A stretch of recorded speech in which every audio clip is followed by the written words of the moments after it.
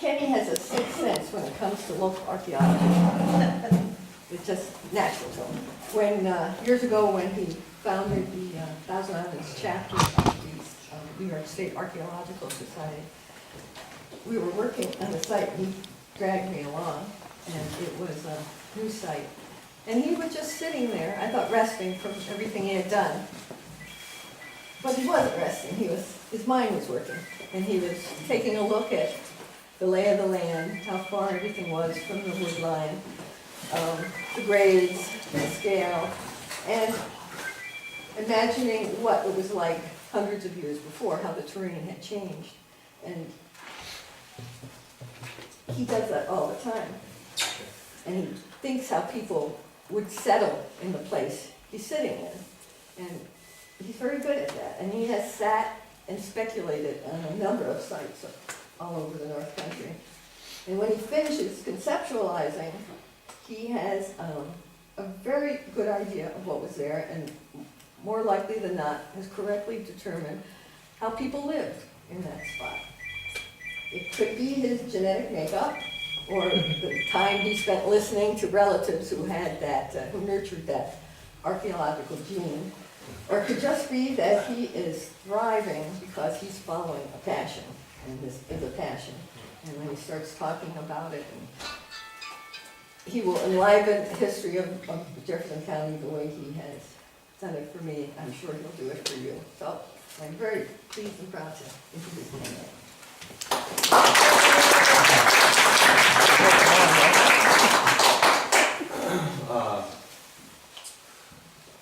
Probably wondering what I meant by the title of this discussion, which is First Boat People, but I'm not going to tell you right now. I'll tell you in a few minutes. I was going to ask you before I forget. Yeah, well, get away. But anyway, just by way of introduction, I'm not a professional archaeologist, but I had an opportunity to work with several over my lifetime, I guess.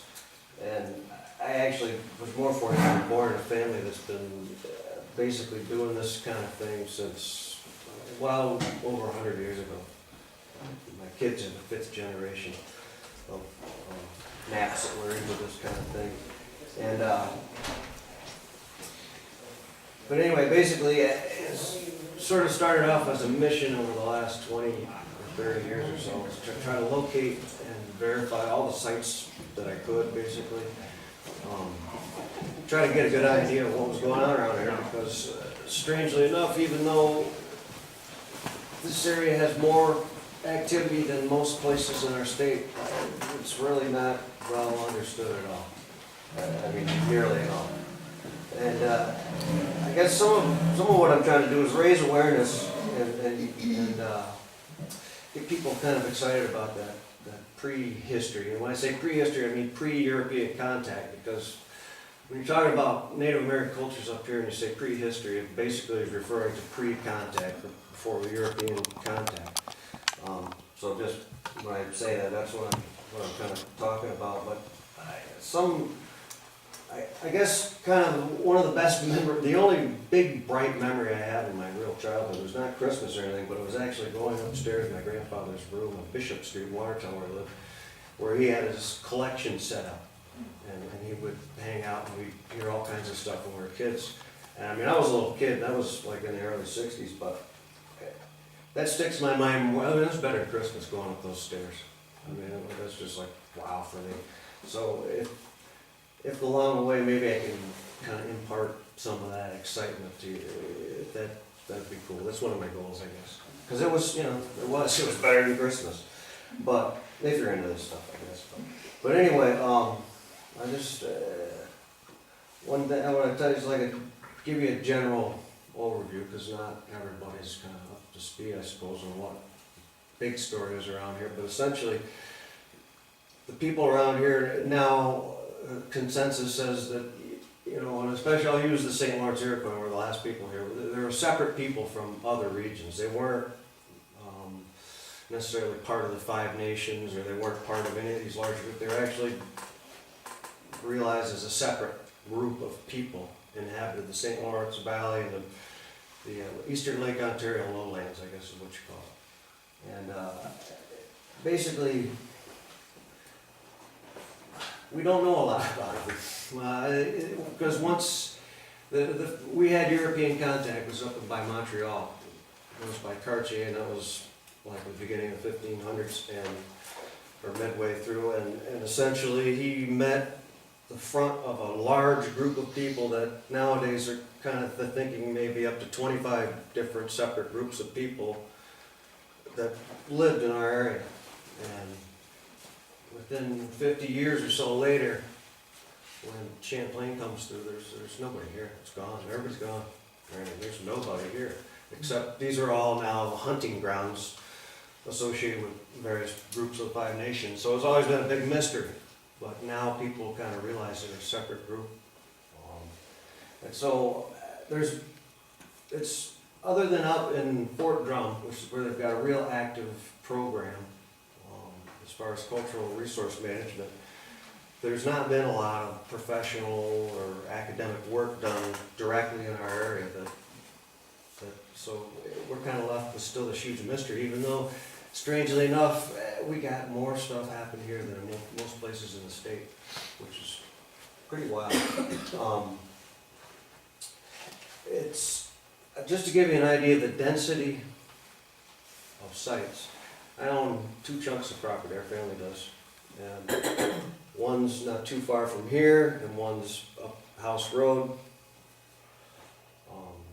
I've actually located a site in each place. Not a very large one in one case, but the other one could be the top of a pretty complex situation. I'll talk about it a little more later. But, so I mean, that just gives you kind of an idea of the density. And yes, there's places you can wander around on the shoreline. You can find all kinds of evidence. A lot of the evidence that I recovered comes from plowed fields. The farmer plows a field, you've got a whole field of dirt to look at, which is, may not excite some people, but it really gets me out. 'Cause I like looking at dirt, I mean, but you wouldn't believe the stuff you find. I mean, you just wouldn't believe it. I mean, it's pretty incredible. And even in a piece of land that my mother-in-law owns that's sort of between our 2 properties, my son, who was always one-upping me, found an artifact basically laying out there. So there is a huge amount of activity around here. And that's compared to a lot of places in the state where you can go miles and there's nothing. Compare it to like, if you get into like the traditional Five Nation territories, I mean, there's lots of villages and stuff, but they're separated by huge spaces, I mean, of where there's no signs of activity. But up here, I mean, you can't go a mile literally without, give me enough time, I'll find something. But there's that much activity here. And really, it's all post-glacial, or actually post-glacial lake activity, which means that basically we were underwater for a long time. Maybe the landform started looking what like it does maybe 6,000 years ago, could be 7, could be 5. I haven't been able to find a definitive thing, but as far as telling you exactly when you could have stood around and looked at some familiar ground. But some of where I'm going with this is, it was based a lot on the work at Fort Drum, because one thing, the oldest object that I know of that's been really dated well came from Fort Drum, and it's at a sea level elevation of 700 feet, and it's a paleo point, it's a fluted point, like imagine caveman, like a fluted point, and that was dated I believe 8,000 to 9,000 years ago. And then the second thing that really piqued my interest as far as what was happening in Fort Drum was they located at an elevation of 600 feet sea level, something that they ended up calling a boat building site. Because what they determined was that they were actually on the ancient beach of the glacial lake at that time was somewhere around 600 feet sea level, which is a few hundred feet above us. But that was maybe 7,000 to 8,000 years ago. And at that time, there was people building boats right there on the shoreline, you know, and so really, there's been activity happening right from then all the way, as the waters receded, there's people right there. I mean, so, even when the higher ground around here was an island, not high ground, you know, there was people there. I mean, as soon as there was land, I mean, they were paddling over our heads, so to speak, for a long time. And some of the stuff that's gone on in Fort Drum kind of set off a light bulb in my head, you know, one of the things that I've run into is the more I've learned about the sites around here, the more I've understood is the more, wow, how do you understand, how do you even get a grasp on it? There's just so much stuff going on, because to me it all kind of boils down to, I try to see things in 3D like a movie, and there was just something missing about how I could, or how anybody could really kind of put it all together. And the one thing that popped up in my head, and this is somewhat, I gotta give credit to Fort Drum, was basically, these people are boat people. And this is a coastal region, and has always been a coastal region right up until the last of the St. Lawrence Iroquois, right now, we're the fourth coast. So, when you take and think and put yourself back 8,000 or 9,000 years ago, imagine this place must have been like Alaska, and there's frozen water, there's people building boats. And so the thing that really has occurred to me is that the one thing that's a commonality that's kind of, you could plug in at almost any point in the timeline, is the fact that these people were boat builders and boat people.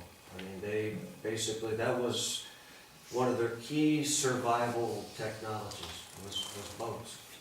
I mean, it was right at the beginning, and of course, in a roundabout way, it was there at the end, and as far as the St. Lawrence Iroquois goes. So that's really what I've kind of come to realize is that the way to really understand what was going around here is really to put these people in a different sort of light, which is, we are a coastal area, and these people, their constant was the boat and the water. That's the constant that's been through. And even when we have our shape of our land as we got it now, I mean, traveling from one river to the other river to this, their whole world was outlined by water, and in a sense, a boat was their car. I mean, the St. Lawrence River was Route 81. I mean, this is the way they flowed, and this is how I think the best way overall to really kind of get a grasp on what was going on with these people, because there's just so much, and it really, the one thing that caught me is how they all relate to each other, and really, it really does come down to the water and the boat. And one of the sites that we located and done a bit of work on is a site, this is some material from it, we call it French Creek 1 or the Bishaw site. And that, of course, there's some old stuff there, but I couldn't give you a real specific dating other than it could be 5,000 or 6,000 years old at the oldest, but more likely a little younger than that. But that's essentially a boat building site. I mean, what we find for, of course, a lot of points, projectile points, kind of things that you expect, but there's also, and some of this comes into play, because I'm a woodworker, so I think, but, so a lot of these tools always, to me, look, woodworking tools. And some of the stuff they've done at Fort Drum with this really ancient site is they brought in a fellow from the northwest coast who, his thing is building boats the ancient ways. And he actually identified that a bunch of these artifacts, that the kind of thing that most of us people in the field around here would have kind of ignored, so to speak, were actually these really critical boat building tools. And he actually did a really, really well researched report on the stuff. That's why it's called the boat building site. But and here, you know, how many ever, you know, a few thousand years later, we have the same thing still going on right there in the shores of basically near the village of Clayton.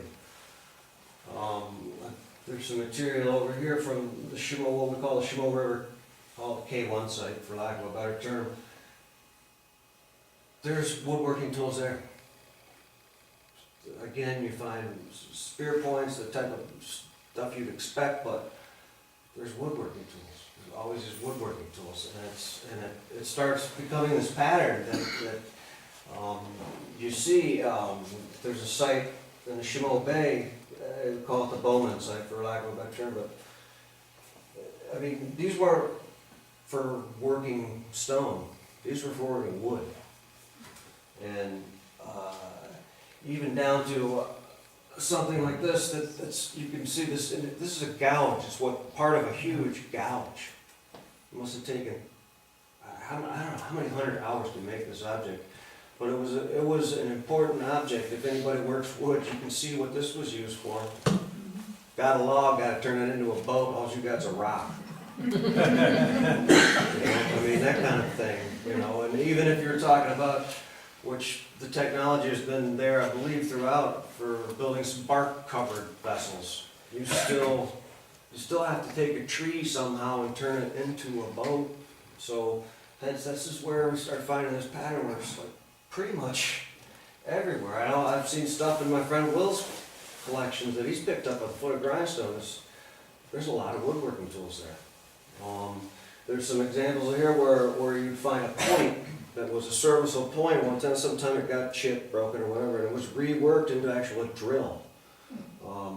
Some of these odd-looking points are actually drills. They were lashed to a piece of wood, and you know, just like you'd see with a bow drill, basically.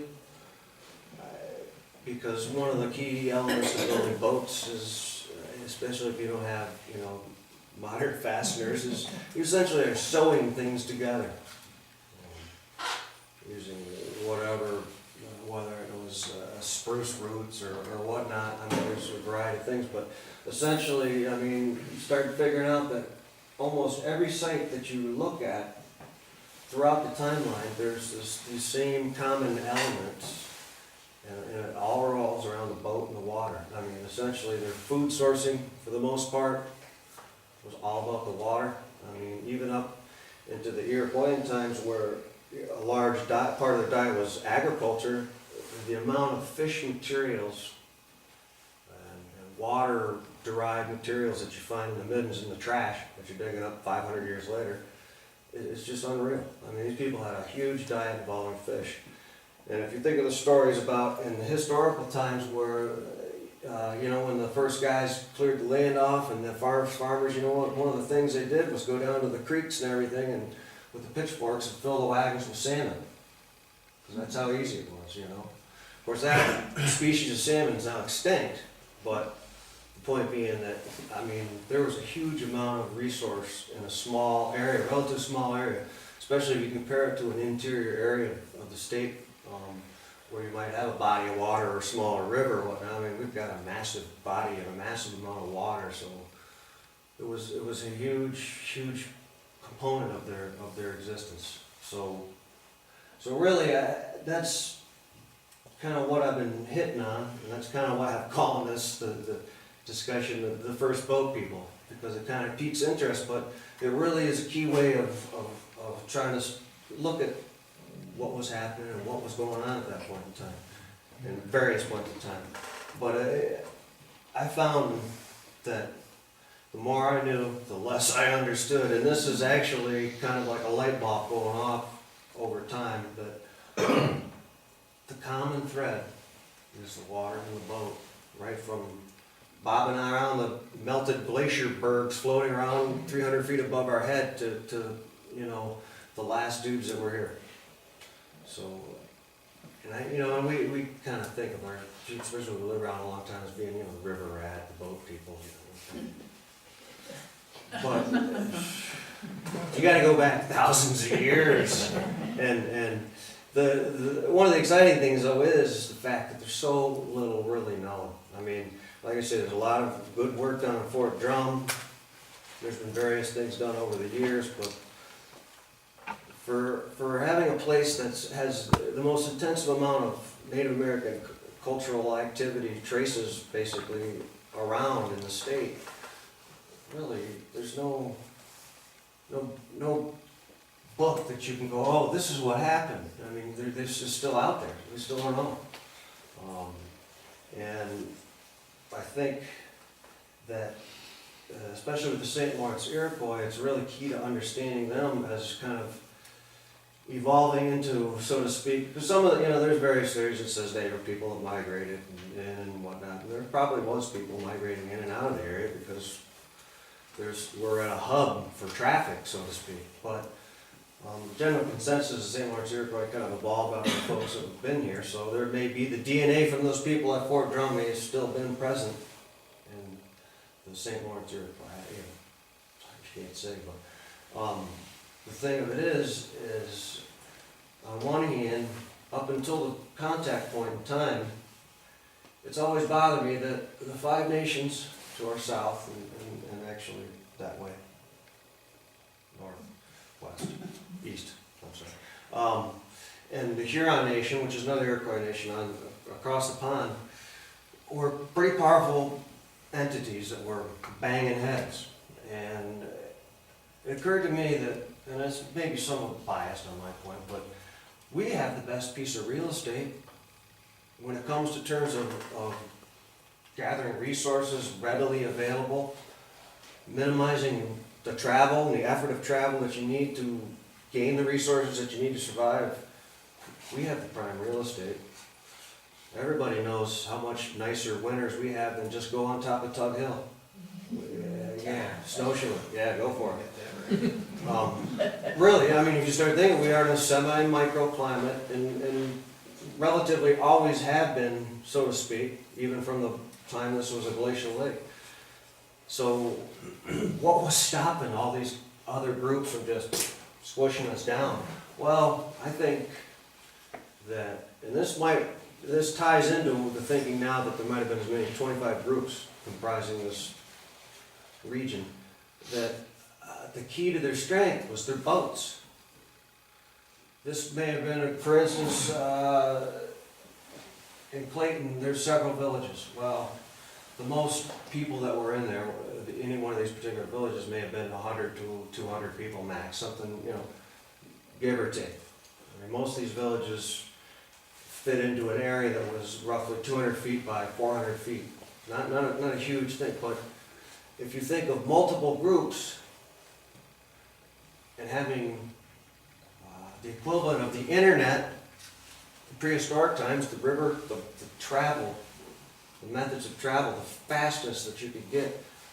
You could send somebody to run from Syracuse to wherever, and I'm telling you, you could paddle down one of these rivers or connect down and get someplace a lot faster. So in other words, the boat, I think, was actually the key to their strength and the reason why they were able to basically hold on to this territory in a sense, against entities that in the end were larger than them, essentially.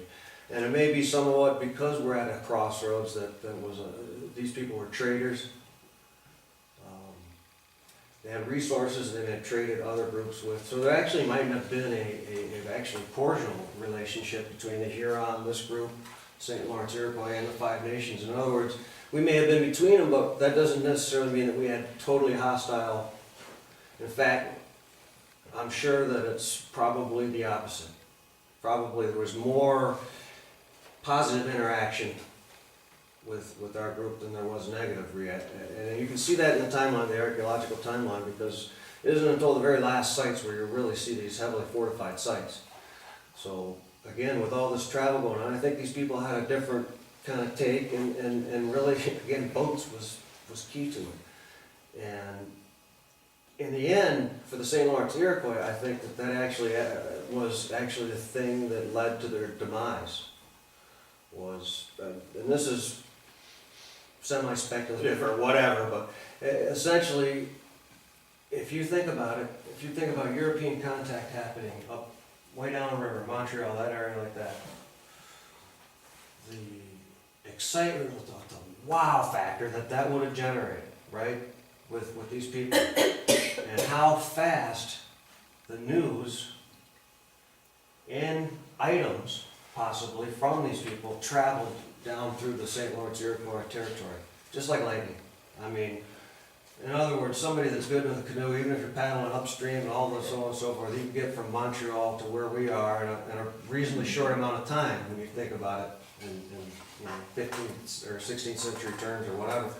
So that actually, I think, the very core of the strength, the very one thing that was consistent throughout time, was probably the one thing that kind of really did them in the end, because, of course, more than likely any item associated with European contact would have had some disease-borne properties to it. So you could really easily see how disease would have flown right along this route, and basically just taking these people from being very powerful groups, interconnected groups, down to being I mean, you could literally lose 3/4 of the population of a village, say, in one week. So there's some evidence of people condensing up a little bit, the groups up here, but essentially the boat kind of did them in the end, you know, even though that was just key survival technology for, you know, how many, 5,000, 6,000, 7,000 years, whatever it was. In the end, it probably was the thing that kind of did them in. Are you saying that the St. Lawrence Iroquois were done in by the European disease? I'm saying that probably was the major factor, simply because there's no oral tradition, or there's no historical evidence, or so on and so forth, to explain such a rapid demise in such a short amount of time. We're only talking about 50 or 60 years. And if you're talking about 25 groups, at some estimates I've seen say 125,000 people living in the St. Lawrence Eastern Lake Ontario lowlands region, which is, if you look at a map, it's a big triangular region. And for basically, in a historical sense, overnight, suddenly be gone, and there's no solid oral traditions in any of the Five Nations or the other people that explains this. So in other words, there's no oral tradition in the Five Nations, oh yeah, we went up and toasted those boys. Is there any evidence of mass graves in any of them? Not particularly, but that simply could be. Exactly. I mean, that's, the biggest thing is anytime you're dealing with even any of this stuff, it's always a selective representation. So, I mean, it could be you didn't dig in the right spot. I mean, but almost every of the main sites around here, most of them have been dug over, so to speak, I mean, turn of the last century, that was the thing to do, you know, was go out and have a picnic at the Indian site and dig up and look for bones and stuff. And it was the in thing to do for a time, and there is anecdotal evidence to find that there's plenty of human remains found over the years. It's just, nowadays, human remains, you treat them the same. It doesn't matter. There's nobody but a physical anthropologist or something like that can actually determine whether that bone that's an Indian bone, or if it's somebody that was murdered last week. You're not qualified. Most people are not qualified to even though you may see that bone kind of coming out of the bank and you know it's an Indian site, you still do not, and this is technically and legally, you do not have the expertise to determine whether that's, number one, a human, and number two, whether it's recent or old. So any human remains nowadays are treated the same. You call the authorities, and you let the authorities make a determination whether they got to call an archaeologist or whatnot like that. Just simply, that's the way you treat human remains now. Years ago, that wasn't it. In fact, for a period of time, that was the main goal of anybody's archaeology in the area. 50 or 60 years ago, was to look for the bodies, because you could learn a lot from them, but it was, completely disrespectful in a sense. And to throw in a little family history, that's one of the things my grandfather was kind of scorned by the archaeological community, so to speak, at the time, because he took a fierce stance against disturbing burials. And it was a one-man show at that time. If you're familiar with some of the New York State archaeology, there's a Professor Ritchie who did a lot of the work in the 60s and sort of basically wrote the book on New York State archaeology. So brilliant man, but headstrong, and he butted heads with my grandfather because my grandfather did not, as I found out, he was looking for graves. I was at, don't want everything to do with it. And it was quite a thing, you know, down to my pretty stout grandfather tossing a professional archaeologist out of his house essentially in the, I think it was late 50s. And part of the collection up here, there's a pipe on the top that's an effigy pipe. The family lore is the other half of it is actually the New York State Museum. That was another thing these two men butted head over, but you know, the burials are all, doesn't matter. You treat a burial just like you would walk into the St. Mary's Cemetery. I mean, that's, but I'm probably digressing a little bit. Anyway, I mean, the whole thrust of what I wanted, this is what my talk was about, really was to enlighten people as to really a way of viewing the activities around here. Because, again, like I say, you find from the beginning to the end, you find the boat is the common boat, water. It's such a strong commonality that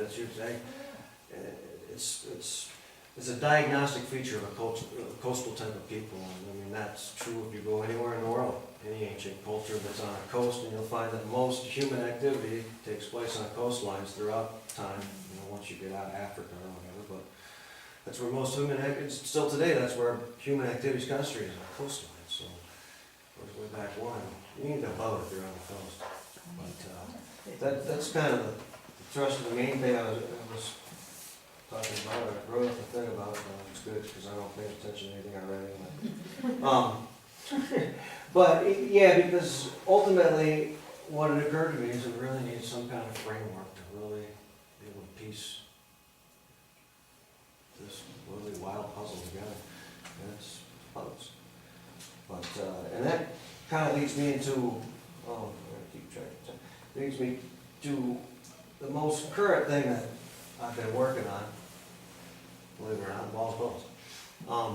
Actually, and this relates somewhat because my brother and I have a background in survival canoeing, so to speak, up in northern Canada. We spent a couple of summers apiece doing it, you know, the real kind of canoe tripping when you're out for 30 days and the nearest town's a couple hundred miles away, you know. Yeah, so it's, but you learn a lot, you think a lot. You begin to think in terms of, so now in other words, I can carry that mentality of how you think as a canoeist, which in terms of a lot of canoeing, if there's a lot of canoe tripping, you basically, of course not around maybe here exactly, but most places you're canoeing from one body of water, you're carrying your canoe to the next, especially like the Adirondacks. You can make a circuit or, you know, by going from one spot to the other, and you always portage your canoe if you could. But around here, there's actually two portages mentioned in historical terms, which is unusual. There's not much mention that actually has some basis to truth that's mentioned in the historical record, but one of them is, probably heard of the Long Carrying Place, which is a portage that cuts off Pillar or Point Peninsula. In other words, anybody that's been in a canoe, you ever paddle across a big body of water, it's scary, it could be life-threatening. You stick to calmer waters whenever possible. So portage can be key, especially if you've ever seen what the water does out in the lakeside of Point Peninsula. You don't want to be out there with a canoe unless you like surfing. But and the other one that I found that is mentioned in a historical context is the French Creek to Chameau River portage, which in reality appears to be actually one of the more critical ones, maybe in a bigger sense. But it's actually mentioned in historical terms. And so putting that together with this canoe mentality and this thing where I just have to figure stuff out. I decided to figure out, well, here's French Creek, here's Schmo River. Where was it? Where was that actual path that they walked around? Where were they carrying the canoes? Well, historically, it just messes, from French Creek to Depauville, the Schmo River, Catfish Falls, which is kind of general. What about Horse Creek? No, well, I'm just talking about one specific portage, but anyway, in this instance, it just kind of gives a general description, that's all you can find. Well, if you're familiar with the Schmo River from here down quite a bit, it's in a ravine, right? And you drive down the hill down there, well, they blasted so you could drive down the hill into Depauville.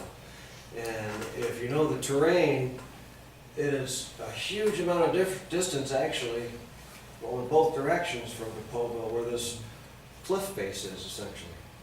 It's a limestone cliff, it's a ravine.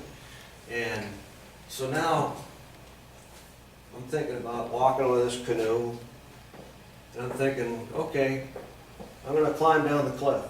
Well, no, you really, so where exactly were they putting where did they go? Well, so that put my brain to work this way. Anyway, and I started putting some pieces together, and one of them is the first place near Depauville that you can actually put a canoe in. If you were carrying it from the farthest place on French Creek that you would have conceivably been able to travel, you would have put it down essentially where, if anybody's familiar with Elm Creek, that's the one between us and, well, if you go up over the hill and just drop down in, there's a kind of a creek down at the bottom. It's Elm Creek. Well, that meets the creek that drains Lucky Star Lake, if anybody's kind of familiar with that. They both kind of come together and they flow into the Schmo River. Well, that exact point is the absolute very first place that you could put a canoe in if you were carrying a canoe from French Creek to Schmo River. I mean, it's about 4 or 5 miles, depending on how. Anyway, I mean, if you're going to carry a canoe, that's where you're going. So, kind of have the end of where the portage was, and I got kind of the beginning, so to speak. If anybody's familiar with County Route 9, if you go up just before Box, there's quite a dip in the road, and it's kind of a little creek there. That's actually the last arm of French Creek, or I should say the farthest south leg, so to speak, that's heading towards Schmo River. So it's right in that area, basically right where McKeever Road, or not McKeever, but Macomb Settlement Road kind of comes in County Route 9, if you're familiar. Right there someplace is where they popped out with their canoes, and they put them on their backs and they carried them. And I know where beginning and the end is, essentially, because it's kind of logic dictates, especially if you've spent any time in a canoe. But over time, I also had an opportunity years ago to work on a soil survey for topsoil for Box, essentially.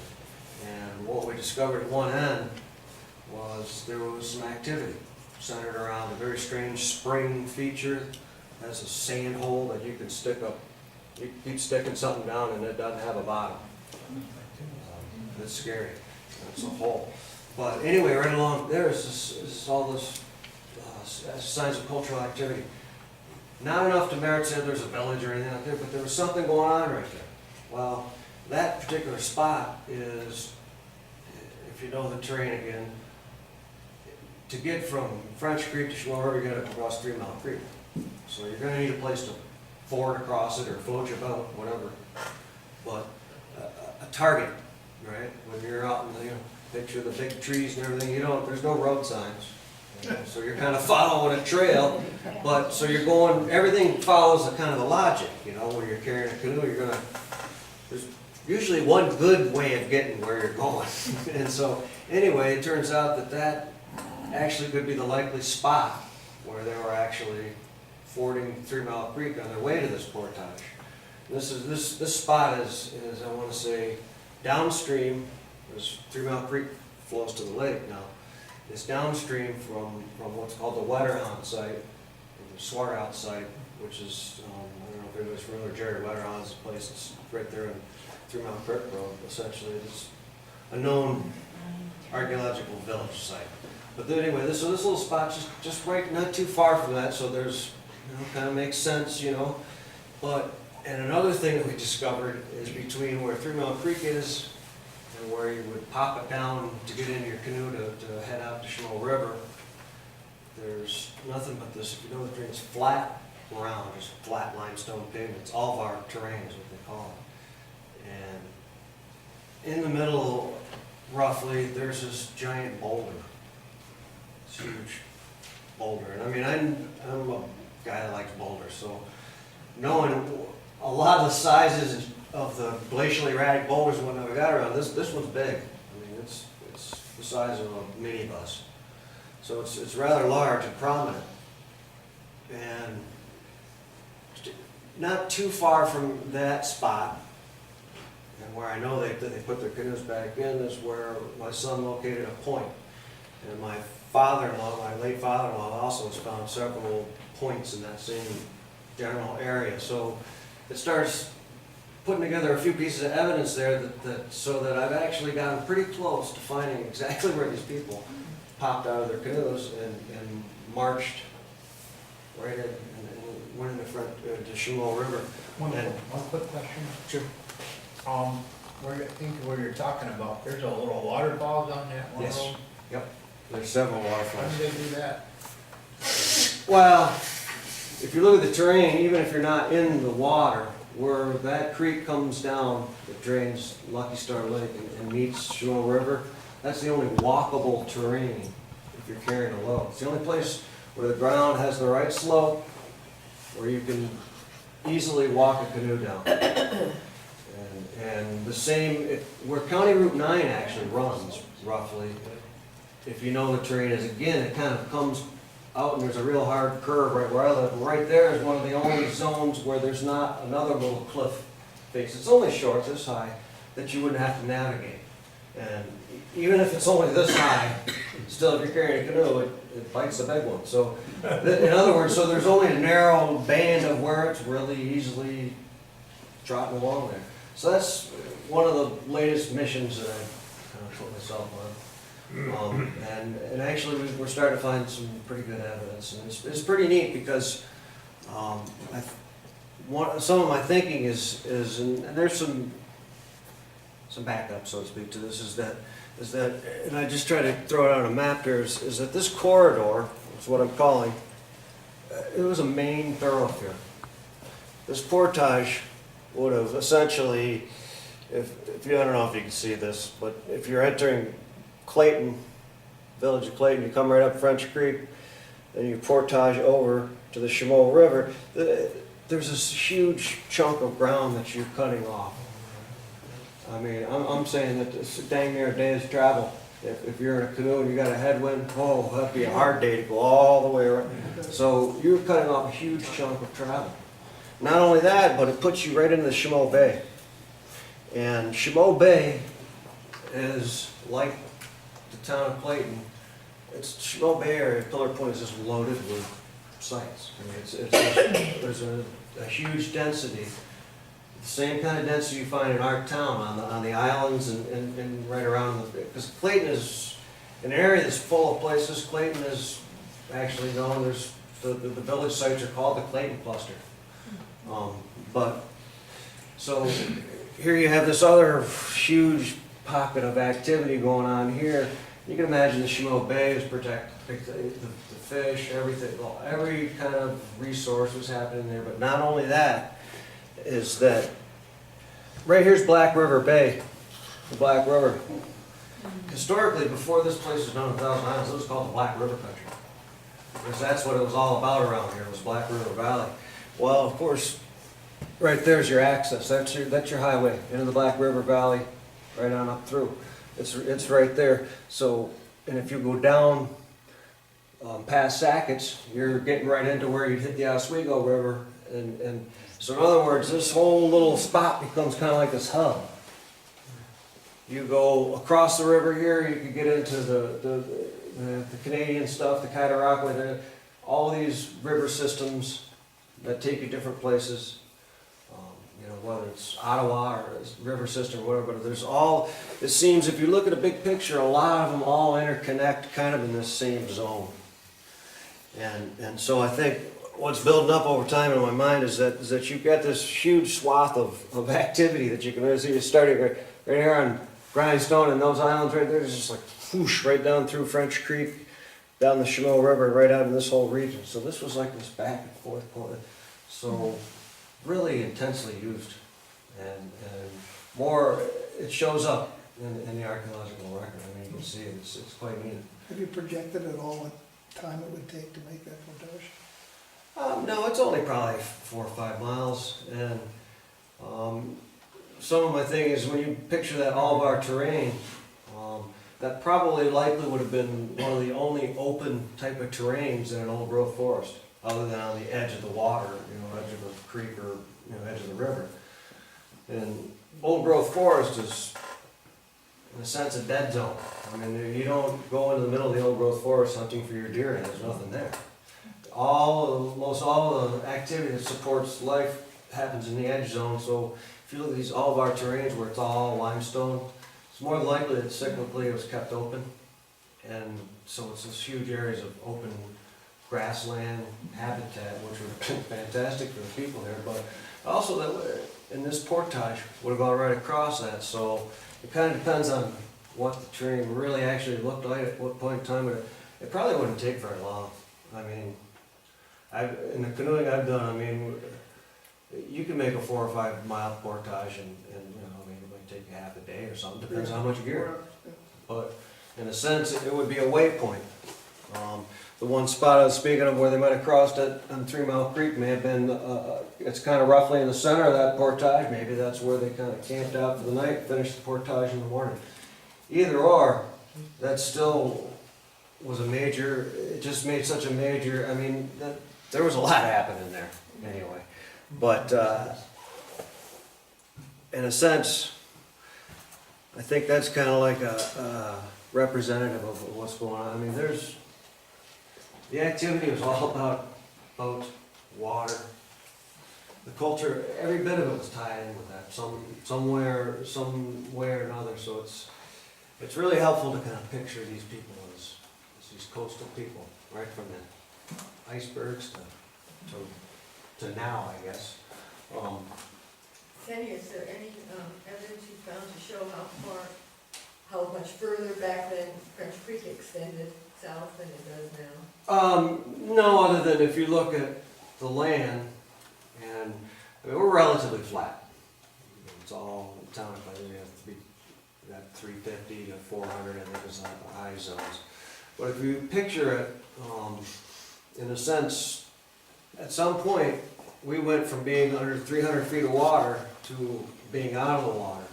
Exactly how fast that happened, whether it was completely gradual, whether it took leaps and bounds, that's not really been determined, so to speak. So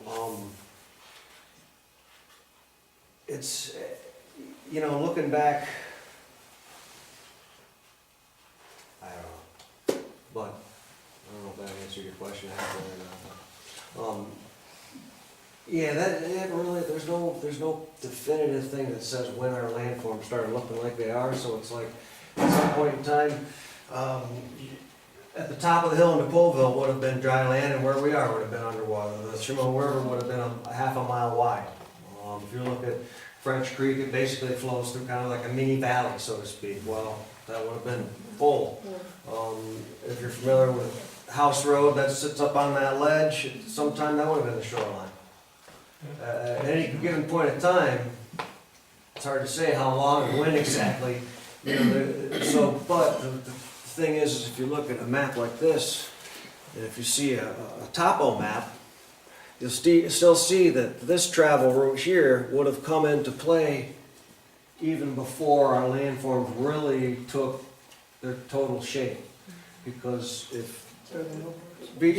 simply because it still would have, I mean, this area here, so it's, even before it looked exactly like it does now, these people were using these same pathways and trails, so that's pretty pretty interesting.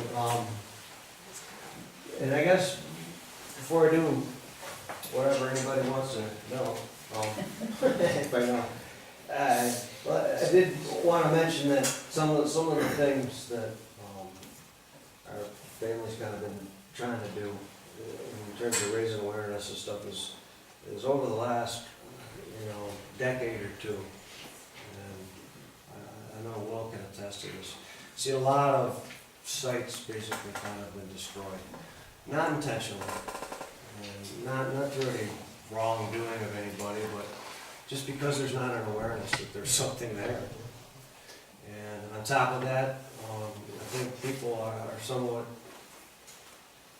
have some trepidation about it because there's always the fear that, oh man, the archaeologist is gonna come in and they're gonna tell me I can't, build my dock. They're gonna tell me I can't, I have to wing on my cottage. They're gonna tell me I can't build my house there, So we're not gonna tell them. So, tell them, that's it. Absolutely untrue. You own property, you own everything that's there. If it's human remains, you don't own them. Just like you wouldn't own them if, it was Uncle Joe buried there, doesn't matter. But, as a landowner, you own what's on your land. So therefore, it's actually up to the landowner. So there's not ever really the case where the state suddenly goes, oh my God, we're shutting you down. Public funds or commercial funds, when they're expended, they do have to do cultural resource surveys. They do have to do soil survey tests, et cetera, depends on where they are. But when it comes to private individuals, you can buy a chunk of ground and you don't have to do any of that. But the sad part is what you may not be aware of is that chunk of ground actually contains some prehistoric evidence.